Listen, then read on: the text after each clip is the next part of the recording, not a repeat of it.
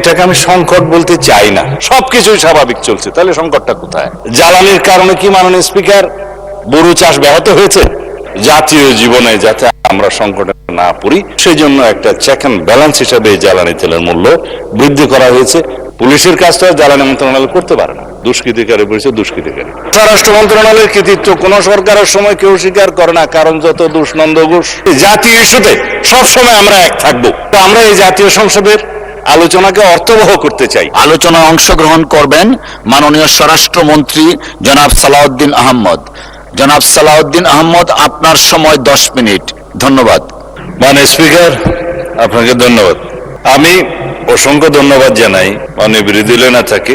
আজকে এই জাতীয় একটা সংকটের বিষয় নিয়ে তিনি আলোচনার প্রস্তাব দিয়েছিলেন, উত্থাপন করেছেন। আমরা শুধু অনুরোধ করেছিলাম মুলতবি প্রস্তাব বাদ দিয়ে 68 বিধিতে আমরা করতে পারি। তো আপনাকেও ধন্যবাদ, আপনারা গ্রহণ করেছেন। তবে এটাকে আমি সংকট বলতে চাই না, শুধু প্রস্তাবের কারণে আমি এখানে সংকট শব্দটা ব্যবহার করলাম, যেহেতু আপনি দেশব্যাপী তীব্র জ্বালানি সংকট বিষয়টা বলেছেন, উল্লেখ করেছেন।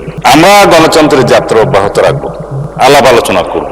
আলোচনার কেন্দ্রবিন্দু হিসেবে এই মহান জাতীয় সংসদ থাকবে। জাতীয় সংসদের বাইরে কোনো জাতীয় গুরুত্বপূর্ণ ইস্যুতে আলোচনা হোক, সেটা আমাদের কাম্য নয়। যদি সেরকম কোনো পরিস্থিতি সৃষ্টি হয় সেটা অন্য বিষয়।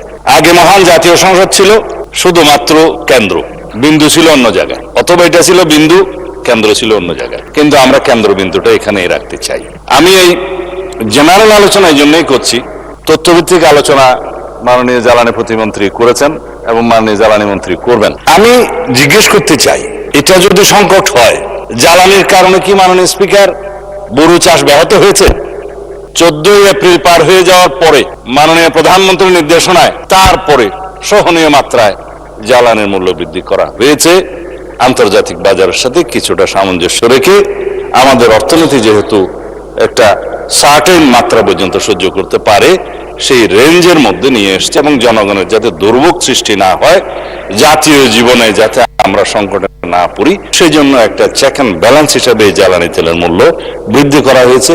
কোথাও 15 টাকা, কোথাও 20 টাকা, কোথাও 25 টাকা। পার্শ্ববর্তী দেশসহ পৃথিবীর বিভিন্ন দেশে কোথাও 50%, কোথাও 100% জ্বালানি তেলের এবং অন্যান্য জ্বালানির মূল্য বৃদ্ধি করা হয়েছে, ইনক্লুডিং ইউনাইটেড স্টেটস। এখন আমাদের প্রশ্ন হলো, কোন মিল ইন্ডাস্ট্রি বন্ধ হয়েছে কিনা যদি সংকট হয়? কোন কলকারখানা, চাষাবাদ, বোরো চাষ, স্কুল কলেজ, ব্যবসা বাণিজ্য সবকিছুই স্বাভাবিক চলছে, তাহলে সংকটটা কোথায়? হ্যাঁ, যে সমস্ত বিষয়ে প্রশ্ন উত্থাপিত হয়েছে, কোথাও কালোবাজারি হচ্ছে, কোথাও মজুদ হচ্ছে, কোথাও ধরা পড়ছে, কোথাও পাচার করার বিষয়ে কথা উঠেছে। হ্যাঁ, স্বরাষ্ট্র মন্ত্রণালয়কে অনেকে অঙ্গুলি নির্দেশ করেছে, কি করছে? এগুলো যে ফাইন্ড আউট করলো, এগুলা তো স্বরাষ্ট্র মন্ত্রণালয়ই করেছে। এটা র্যাব করুক, পুলিশ করুক, অন্য বাহিনী করুক, বিজিবি করুক, স্বরাষ্ট্র মন্ত্রণালয়ই তো করেছে। পুলিশের কাজটা জ্বালানি মন্ত্রণালয় করতে পারে না। কিন্তু যেখান থেকে এগুলো উদ্ধার করা হয়েছে, এ সমস্ত মজুদকারী বা কালোবাজারি অথবা অনলাইনে তেল কালোবাজারের যে চক্র, এ বিষয়ে যদি কথা বলতে চাই, একটা ভালো অ্যাটমসফিয়ার বজায় রাখার জন্য আমরা কেউ কোনো রাজনৈতিক দলের কথা বলবো না, কারণ কালোবাজারির পরিচয় কালোবাজারি, দুষ্কৃতিকারী পরিচয় দুষ্কৃতিকারী। যদি অতীতের মতো আমরা আগের কালচারে ফেরত যাই, যে আপনার রাজনৈতিক দলের এই কর্মী করেছে, বিরোধী দলের এটা করেছে, অমুক এটা করেছে, সেই কালচার তো আমি যেতে চাই না মাননীয় স্পিকার। সুতরাং আমরা এখানে দোষারোপের কোনো রাজনীতি দেখছি না। ধন্যবাদ জানাই মাননীয় বিরোধী দলের নেতাকে যে আপনি আলাপ আলোচনা করতে চেয়েছেন। সরকারি দল বিরোধী দল মিলে যদি কোনো রকমের সংকট হয়, এবং সেই ক্ষেত্রে জাতীয় ভিত্তিতে জাতীয় ইস্যুতে সবসময় আমরা এক থাকবো, যেমন ভাবে আমরা এক থেকেছি বিগত ফ্যাসিবাদী স্বৈরাচারী বিরোধী যে আন্দোলন, সেই আন্দোলনে যে জাতীয় ঐক্য আমাদের মধ্যে গঠিত হয়েছে, সৃষ্টি হয়েছে, সেই ঐক্যটাকেই শক্তিতে রূপান্তরিত করে আমরা এই নেশনকে এগিয়ে নিয়ে যাব, জাতিকে এগিয়ে নিয়ে যাব। সেখানে আমরা একমত। এই ইস্যুগুলো সাধারণত এইভাবে জাতীয় সংসদে আলোচনা কখনো আগে হয়নি মাননীয় স্পিকার। আমার অন্তত সংসদীয় রাজনীতির ইতিহাসে আমি দেখেছি বিগত দিনে কোনো সেশনে একটা বা দুইটার বেশি মুলতবি প্রস্তাব আলোচনা হয়নি। 68 বিধিতে খুব রেয়ার আলোচনা হয়েছে। কিন্তু আমরা এই জাতীয় সংসদের আলোচনাকে অর্থবহ করতে চাই। এই আলোচনাটাকে শুধুমাত্র আলোচনায় টকড আউট করে দিতে চাই না। এখান থেকে যদি কোনো সলিউশন বেরিয়ে আসে, সেটা আমরা গ্রহণ করব এবং মন্ত্রণালয়ের সেটা আমরা এক্সিকিউট করব। মাননীয় প্রধানমন্ত্রীর কাছে আমরা নির্দেশনা চাইব, সেটা আমরা বাস্তবায়ন করব। আজকে মাননীয় প্রধানমন্ত্রী এখানে আমাকে একটু প্রশংসা করতেই হয়। উনি প্রশংসা পছন্দ করেন না, তারপরেও করতে হয়। তিনি যদি দিক নির্দেশনা না দিতেন, আইন শৃঙ্খলা বাহিনী সহ এবং স্থানীয় পর্যায়ের জেলা পর্যায়ের ডিসি, এসপি এবং যারা পেট্রোলিয়াম সেক্টরে কাজ করে তারা সহ যদি মাঠ পর্যায়ে সবাই তদারকি না করত, তাহলে বড় ধরনের বিশৃঙ্খলা হতে পারত। প্রত্যেকটা পেট্রোল পাম্পে, প্রত্যেকটা ডিপোতে ডেইলি ভিত্তিতে রুটিন করে সেখানে তদারকি করা হয়েছে, সেখানে সমস্ত ডাটা সংরক্ষণ করা হয়েছে এবং সকাল বিকাল সেখানে মনিটরিং করা হয়েছে কোন রকম অনিয়ম হচ্ছে কিনা।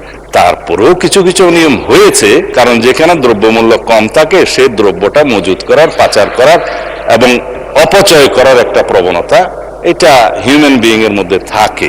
এবং যেগুলো বর্ডার লাইন এরিয়া, ওখানে আপনি দেখবেন একটা ডিম মানে আন্দাও এই পার থেকে ও পারে যায়। সেটা আমার চাকরি জীবনের অভিজ্ঞতা। যেমন চাঁপাইনবাবগঞ্জে, যেমন নওগাঁতে, বিভিন্ন বর্ডারে তারা এটা স্বাভাবিক ব্যবসায়ী মনে করে অনেকটা, যে ইদার উদার করে যে মূল্য। আমি আমার চাকরি জীবনে দেখেছি ডিম পাচার হয়ে আসতে বর্ডার থেকে। এখানে ডিমের চাহিদা, যখন ডিসি সাহেব এটা বন্ধ করলেন তখন স্ট্রাইক করে দিল মানুষ, বললো যে এটা তো আমাদের দৈনন্দিন জীবনের চাহিদা মিঠায়। তখন টেকনিক্যালি সেটা অ্যাভয়েড করা গেল। এগুলো আমি ইন্সপায়ার করছি না, এটা স্বাভাবিকভাবে যে দেশে যে বর্ডার এরিয়াতে যা কিছু দ্রব্যমূল্য কম থাকে সেটা পাচার হয়ে যাওয়ার একটা টেন্ডেন্সি থাকে।